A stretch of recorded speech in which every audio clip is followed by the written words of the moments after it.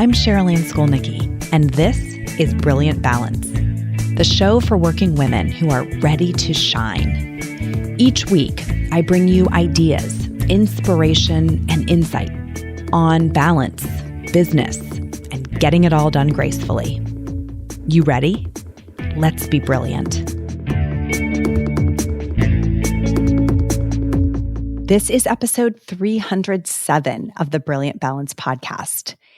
And my topic today is why you can't relax without feeling guilty. So, true confession, I am not the best relaxer.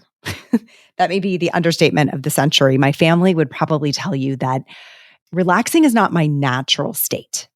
At baseline, like my kind of natural wiring is I am someone who starts every day at zero. You know, it's like the score resets to zero, and it feels like, or it can feel like, it's my job to get out there and kind of earn my keep, you know, get things done, check all the boxes. There's always a list in my hand, and there's always a couple more in my head. And I started noticing when I was trying to dance with this habit a little bit that I actually wake up in the morning and almost always, the first thought I have is around something that I have to do. Now, I want, if this is something you haven't ever paid attention to, you can do this little thought audit where just pay attention to the very first thought you have when you wake up. It could be, how do I feel? Do I still have a headache from last night? You know, it could be, oh, I'm so excited that I get to see someone today, you know, that I have this particular like social encounter coming up today. You could wake up thinking, wow, what's the weather like outside? Or what's that noise I hear? My first thought is almost always, I need to fill in the blank, you know, something on a to-do list. And so that is an unconscious process, whatever our first thought is, but it's kind of illustrative about how you might be wired. So then I go through the day often like this little doing machine. You know, I have this morning routine of things that I get done for myself, and then kind of the morning launch for our household where there's kids to be woken up and lunches to be packed and not forgotten and bus stops and carpools, you know, and then the workday kicks in with meetings and emails and projects and calls, and before you know it, we're picking kids up from practices or school, and then there's making dinner and doing homework and taking them to games if they have them and making sure everybody gets a shower. I mean, there's just this never-ending list of things, and I know that you can relate to that. So in that world, if I'm waiting around for an invitation to relax, you know, sort of a window to open, it's not coming. There isn't going to be this moment in which everything is finished and there's nothing to do, and here comes my engraved invitation to relax. I've learned instead, I have to make that window and then prop it open so it doesn't close on me, right? I have to protect the space that I have crafted out of my week or my day so that I can have some downtime, you know, so that I can let my brain get a rest, so that I can let my body get a rest. Relaxing has benefit, of course, on its own, but it often comes with a side of guilt. And that's what I want to talk about today. I want to really think about why is there so much guilt associated with relaxing? Why do we feel so much better kind of at our core when we're just doing? And I know because of the relationship I have with women in coaching that I am not alone in this sentiment. So if you are sitting there just head nodding vigorously thinking, yes, this is me, you're going to get a lot out of today's episode, because what I have done is given myself a chance to double click on this pattern a little bit. Like, really, let's kind of see what's underneath this. And I think that what we've learned is there are some things that we tell ourselves that feel like the truth. We just believe that they're true. And those things keep us from being able to relax or have leisure time without guilt. So when we see someone who can do it, like, I don't know, maybe your husband is good at this, right? Mine is. It's maybe because they haven't absorbed these same messages. or because they've decided to dance with them enough to extricate the guilt, to be able to have the good without the bad. So if you're having a hard time relaxing, I want you to think about your relationship with these messages that I'm going to get into and how they might be affecting you. And honestly, sometimes just bringing an awareness to why we feel the way we feel or why we do the thing we do can help us change that pattern. Okay, so I'm going to go through these one by one, and we're going to see if we can get a little bit of freedom from these patterns. I have 7 of them that I am going to share with you today, and we'll go through them kind of quickly. First message is you think that resting or leisure time is lazy, right? The dreaded L word. You might even hear yourself kind of name calling yourself or other people who are resting or relaxing or enjoying leisure time. And somehow, depending on the kind of household you grew up in, you might have really been given this message that rest, relaxation, or leisure time was like lazy. People like us don't do things like that. And if you really look back through history, in the 19th century, leisure time meant that you had arrived, right? It was a status symbol. But today, having a lot to do is the status symbol, right? When we're really busy, when we have a lot of responsibility, that kind of signals success. And a lot of us were taught like that hard work and a strong work ethic and that kind of industriousness was commendable. And so if you internalized messages that being able to have stamina, to get a lot done, to stay productive all the time was something to be praised, then it is going to be difficult, right? For you to rest because you'll think, I'm going to get judgment for this. I'm going to be scoffed at, or I am going to judge myself if I am not using every moment, fully utilizing every moment. It's if you hear yourself saying things like, I got to get back to work. I have to get on this, right? God, what else do I have to do today? Right? What else is on my list? Those are all the messages that are like, I'm uncomfortable with this period of not being actively productive. The second message that could be in the way or the pattern of behavior could be if you feel like you have to do things yourself. If you're kind of walking around the house like, why do I have to do everything myself around here? Or if I don't do this, who will? That's the narrative that it puts us in a place where we can't ask for help and we can't let anyone else help us. Like we won't ask for it, but we also won't accept it. Or people do offer it and we do accept it, but then we criticize them for the way that they did it. Like they didn't do it the way we would have done it. So you know what? I may as well just do it myself. This is kind of that old, if you want something done right, you have to do it yourself. If you have a core belief around that, like it is my responsibility to do it, I will do it better than everyone else, I need to do it my way, that is going to fly in the face of downtime, right? Of leisure, of resting, of relaxation. And if you do give yourself the permission to rest, it's probably going to come with a heavy side of guilt until you dance with this particular narrative. So that's the second one. You feel like you have to do things yourself. The third one I was thinking about, I've mentioned this before in a podcast, but is this a prevalent pattern among women especially, is if you feel uncomfortable leaving things undone, like even temporarily, if you don't like the feeling of having something on your list and you're kind of like, remember in Schindler's List, it was like just one more. Can I get one more? We can be that way with our to-do lists, like one more task, we're going to get it done, right? There's always something else that we can do. And so if your tolerance for having things not yet done, like you're aware of them, they're on your radar, they might even be sitting on a list, but they're not done yet. If that makes you uneasy, if you feel uncomfortable, then you're probably using being busy as a means of self-soothing.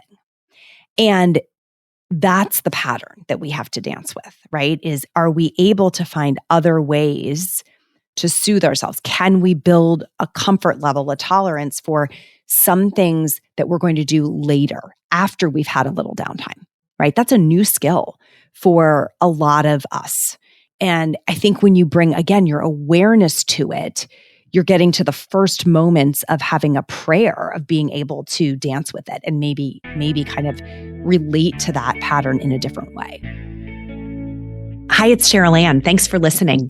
Did you know that the ideas I share on this show are things I also can help you implement? If you want me in your corner helping you find more time for what fills you up, go to brilliant-balance.com/schedule and sign up for a free exploratory call. Give yourself this time. You'll be so glad you did. The fourth pattern that I see is if you've tied your self-worth to your productivity, if you feel good about yourself when you're productive, and maybe that, again, that was reinforced by parents or educators that, you were always being praised for how much you got done. My first job out of college was for a company where capacity was one of their kind of core attributes that they were measuring us on. In a performance review, they would look at like your capacity, and what they meant was how much work can you get done? And people with high capacity got high scores. Okay. That's really a productivity measure. What's your throughput as like a little machine that's getting work done? And in reality, I think a lot of us think the more productive we are, the higher our self-worth is. This is really ingrained in our culture. And it's why the busy get busier, right? Because those people who have either a naturally high capacity or they're willing to work really hard to kind of prove their productivity and capacity, they get given even more work. So paradoxically, even though they're getting a lot done, the list keeps getting longer because it's like that saying, if you want something done, give it to a busy person, right? They already have a kind of cadence of getting work done where your task will just fall into that list. So if productivity is a measure of self-worth, then it's going to be hard for you to take any time to be unproductive, right? Objectively unproductive, because it will feel like you are lowering your self-worth, right? That's a real trap that we want to be careful about. Fifth thing that could be in the way here that causes guilt is, and this is interesting, a little bit of a different twist. If you have an overactive mind, then when you get quiet to rest or relax or go to bed at night for that matter, what happens? Your thoughts come flooding in. It's like you took out all the background noise, the drumbeat of activity around you. So you sit down on the couch, right? And you're like, all right, I'm going to watch this show. And then like all the thoughts come flooding in, right? And the next thing you know, you remember 10 things that you haven't done yet. And you're up off the couch, right? Saying, wait, I'll just watch it from here. I'm going to just take care of this in the kitchen. I mean, we've all been there, right? I know what that pattern is like. Or you lay down at night and you think, okay, it's finally time for me to go to bed. And then all the thoughts rush in of the things you didn't get to that day. And so then you're grabbing your phone or you're grabbing a notebook and trying to jot down that list, or worse yet, getting up and trying to do those things, right? So if we're having a hard time even going to bed at night, imagine what it would be like to just take a little bit of time where we weren't chipping away at that to-do list. It's so easy to just, we're like little jumping jack, little jack in the boxes. We sit down and then pop up to go do the next thing if our mind is really overactive. Another challenge that can get in the way of this is if our definition of rest is narrow. So again, this is a little bit of a different pathway than I've been on with the rest of this list. But if you only count rest as I'm sitting and doing nothing, right? Or maybe I'm sitting and watching Netflix, I'm taking a nap. If that's your definition of rest, that might be too far for you. You might feel a sense of guilt about those things. And if you're like, that's all that counts as rest, I'm not allowed to do those things, quote unquote, right, for whatever reason, then expanding your definition of what counts as rest or restorative activity or rejuvenation or relaxation might be helpful. So, walking or gardening, going out and watering your flowers, some other like quasi-active pursuit. It's not work, like whatever you do for your job. And it's not housework, like the stuff that has to get done, laundry and cooking and grocery, that. But it's kind of like it's a little, at least I'm not just sitting. I'm doing something that changes the channel in my brain. It's lowering the cognitive load. It's less taxing. There's a slower pace to it. That could still count and might be less guilt invoking. Why? Because maybe there's a different kind of pleasure associated with that particular activity, right? And as long as we're getting something out of it, it's a little bit easier not to feel guilty. Which brings me to the seventh idea, which is maybe if resting or relaxing is making you feel guilty, you haven't connected rest to its inherent benefits. Like you haven't connected the dots to say this activity has worth in and of itself, right? I mean, rest and relaxation have benefits of their own that are as important as the benefits of productivity. You could kind of give yourself a prescription for rest or relaxation and be very clear about what the outcomes of that would be. I mean, it could be the ability to reset your nervous system, just to bring your emotions back to center. That could be a benefit. It could massively boost your creativity. That diffusive focus where you're moving away from the core work. It's like, boom, there's the answer to the problem. There's the creative idea that I didn't have. It's a mechanism to avoid burnout. A relaxing or a restful activity done with someone else is an opportunity for connection, which has benefit. There's joyfulness that can come out of this. These things count, right? They matter. And too often we're in a narrative with ourselves that those things don't count, right? The only thing that counts is checking things off the list. So if this part is, if it doesn't count for you because it's not on your list, put it on your list. Like maybe consider actually making that activity that's restorative for you an item on your list. Like now you have to do it. You've given yourself a prescription for it instead of it being, well, if there's nothing else to do. Because I want to tell you, there will never not be something else to do. The pace that we're living at in modern society as very accomplished women with very full lives, often raising children, running organizations, managing households, all at the same time, there's never not going to be something to do. So we have to really make that opportunity to rest or relax. And in order for us to do that without that heavy side dish of guilt, we have to tune in to which of these messages are surfacing for us and dance with them a little bit, right? So we can run like a relaxation experiment. We can see, how does this go if I just do it in a small way one time?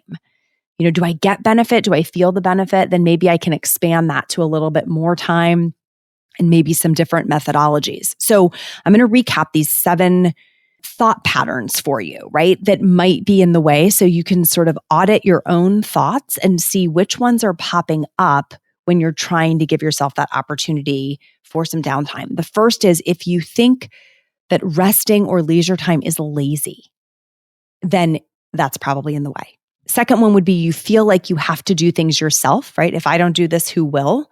That narrative is going to make it difficult to rest. Third is if you feel uncomfortable leaving things undone, even temporarily, even if you know you'll get to them later. The fourth is if you've tied your self-worth to productivity, it's like you have a scorecard or a grade and it's all about how much you get done.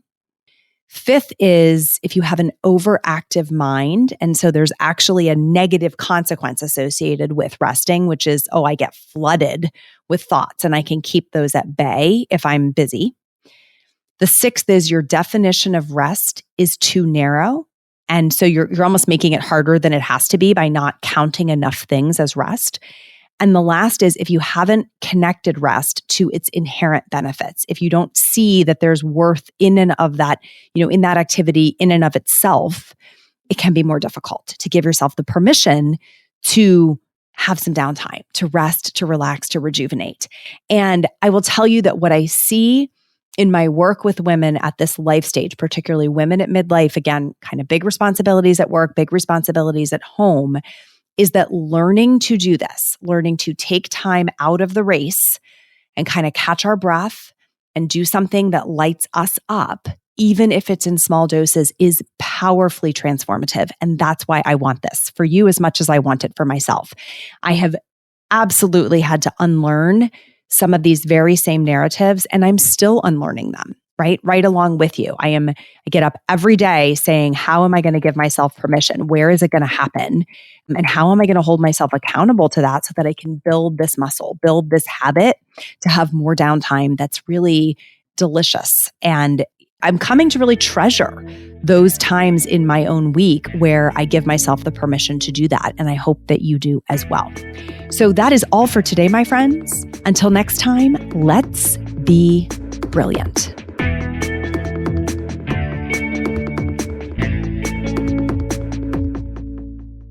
This is thepodcastfactory.com.